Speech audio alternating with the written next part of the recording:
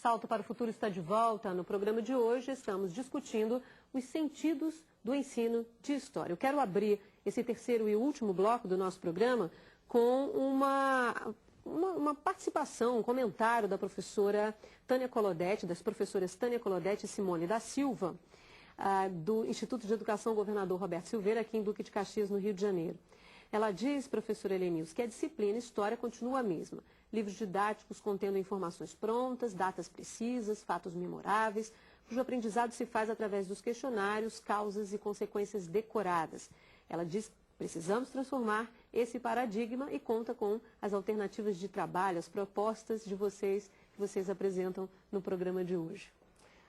Olha, eu acho que como ela, eu acredito que a história se movimenta, porque senão nós não estaríamos aqui, né? Só que a história caminha muito lentamente, porque as mentalidades, né, as crenças e os valores estão quase que enraigados, né? Eles estão cristalizados. Então, trazer o novo, tentar o novo, é meio complicado mesmo. Então, eu acredito naquele professor que ainda está vivo.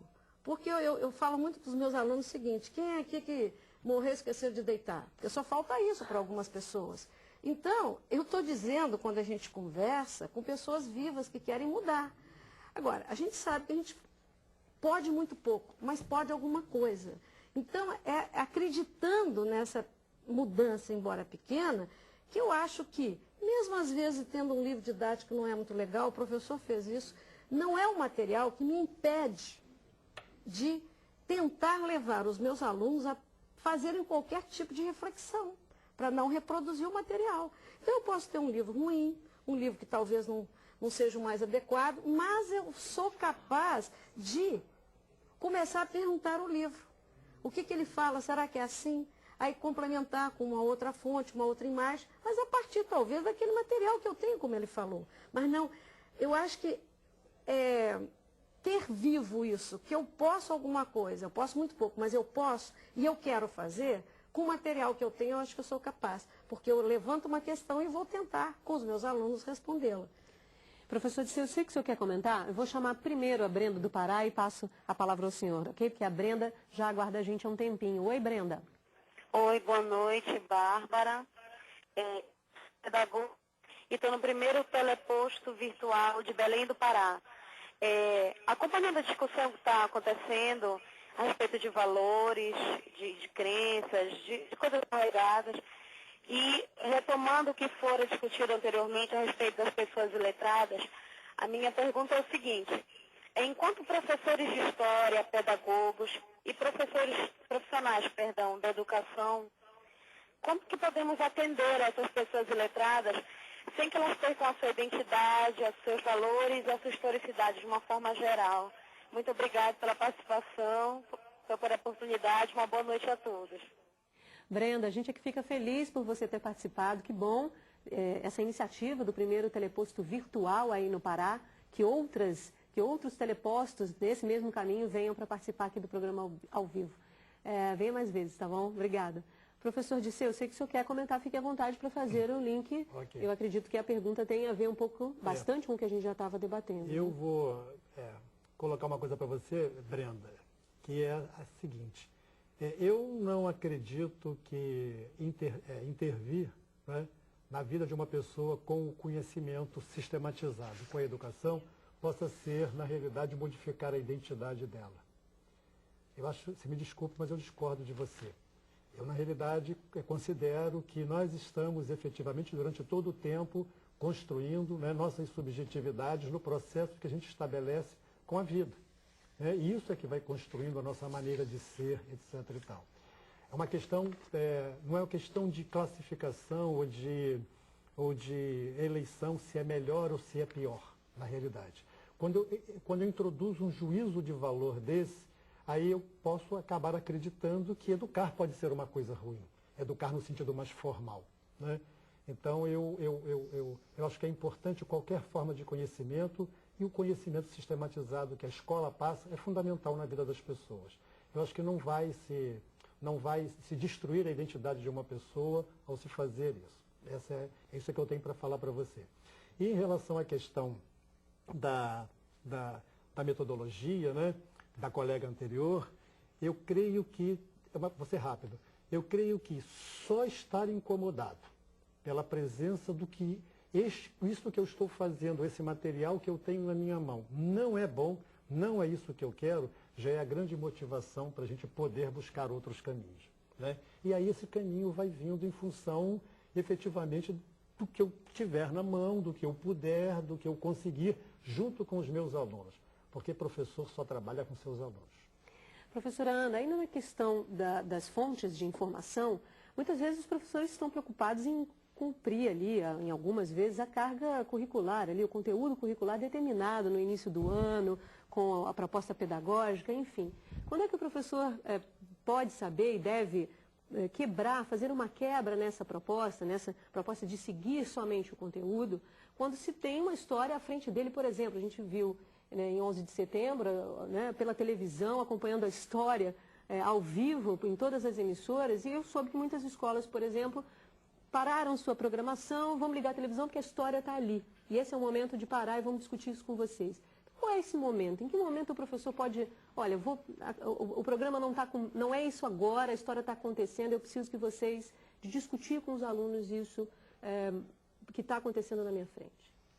Certamente um episódio como esse, eu acho que tem que conduzir o professor a parar o que ele estava fazendo e discutir com os alunos, né? E, às vezes ele mesmo não tem muita informação para de imediato poder dar uma explicação, mas eu acho que é papel dele dissetar com os alunos e trocar ideias e discutir o que pode ter causado, que repercussões isso aí pode provocar. Agora, eu acho que também há um entendimento, uma compreensão que eu acho que é muito importante para todos os professores, né? Em relação ao que é o currículo, que é o programa que ele está ensinando, né? Que aquilo não é uma coisa fechada e pronta que precisa ser cumprida do início ao fim, religiosamente, até porque, na maioria das vezes, ela não é mesmo realizada dessa forma, porque até a questão do tempo nos impede de cumprir completamente um programa definido. Isso eu não estou defendendo aqui que não tem que ensinar nada, não é isso não. Eu acho que a gente tem conteúdos que estão definidos e a gente deve procurar cumpri-los, né? Mas se o professor tiver claro que aquela definição é uma seleção que foi feita num certo momento por algumas pessoas que acharam que aquilo era importante para os seus alunos aprenderem, né? E que ele também, como sujeito do processo de ensino-aprendizagem que está ali sendo realizado, ele também pode inserir, fazer as suas definições e considerar que num tempo que ele tem, certos assuntos são mais importantes e ele deve priorizá-los em detrimento de outros que são, num determinado momento, secundários. Então, o papel do professor é importantíssimo nesse momento, né, com a sua turma, naquele momento, naquele lugar, né, ele conseguir avaliar o que realmente é prioritário e certamente ele não pode deixar isso de lado. Ele tem que, nas reuniões com os pais, esclarecer esse processo, essas definições que ele faz, para que ele tenha nos pais os aliados e não pessoas que fiquem atrás dele cobrando que ele não cumpriu isso, não cumpriu aquilo. Que parou para assistir televisão, que parou para assistir né? televisão e que história é essa de estar ensinando história assim, que ver televisão não é o fato. Agora, eu queria só comentar outra pergunta. Eu discordo que a maioria dos professores ainda esteja trabalhando só com os questionários de uma forma tradicional. Eu acho que muita gente ainda está assim, mas eu acho que tem muita gente fazendo trabalhos muito interessantes, muito criativos, como a gente pôde ver nos 2 vídeos, né? Eram 2 turmas de escolas municipais aqui do Rio de Janeiro, os professores estavam lá nas exposições, levando as crianças para ver o trabalho, discutindo com eles. Então, a gente tem só ali 2 exemplos muito bons. A gente está na reta final do programa, gostaria de fazer agora a nossa rodada de considerações finais. Professora Helenice, o que a senhora quer destacar do que debatemos, do debate de hoje, do programa de hoje? Primeiro, eu queria deixar minha crença no professor. Eu acho que tem muita gente trabalhando, eu trabalho com eles e com todas as condições péssimas que muitas vezes impedem alguns de trabalhar e outros, apesar disso, estão trabalhando.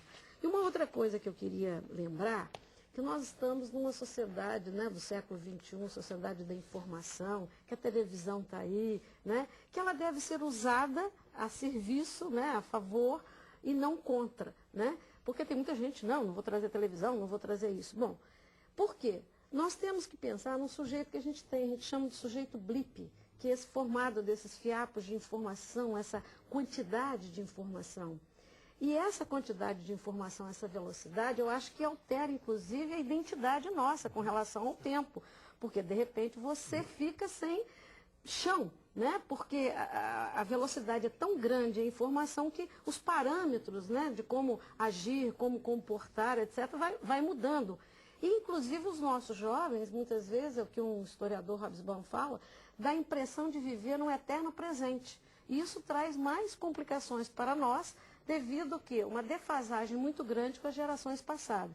Então, tendo em vista esse sujeito blip, pensar um pouquinho nele, explorar um pouco mais, talvez, as imagens, né, para que possamos fazê-lo um leitor de imagens. Desse mundo também. E desse mundo. Professor Dirceu.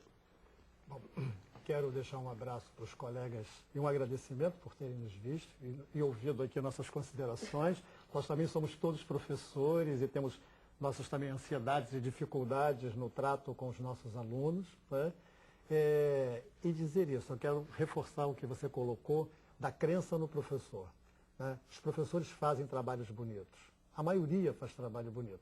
A questão é que muitas vezes nós ouvimos as pessoas dizerem que professores não fazem bons trabalhos, professores precisam melhorar, professores precisam fazer cursos.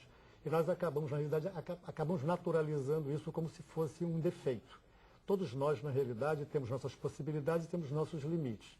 O que eu gostaria de deixar hoje aqui como talvez um abraço, uma consideração para os colegas, é acreditar no seu trabalho, trocar com o colega do lado, ver o que está acontecendo de interessante na sala do lado. Quando estiver fazendo alguma coisa interessante, abra a sua sala e deixe o colega do lado ouvir. Provavelmente nós vamos aprender muito com isso, né? Ok, professora Ana Monteiro. Eu concordo e reafirmo a posição dos meus colegas em relação ao professor. Eu trabalho, pesquiso sobre isso, sobre os saberes dos professores. E eu queria só ressaltar aqui no final da importância do ensino da história, né?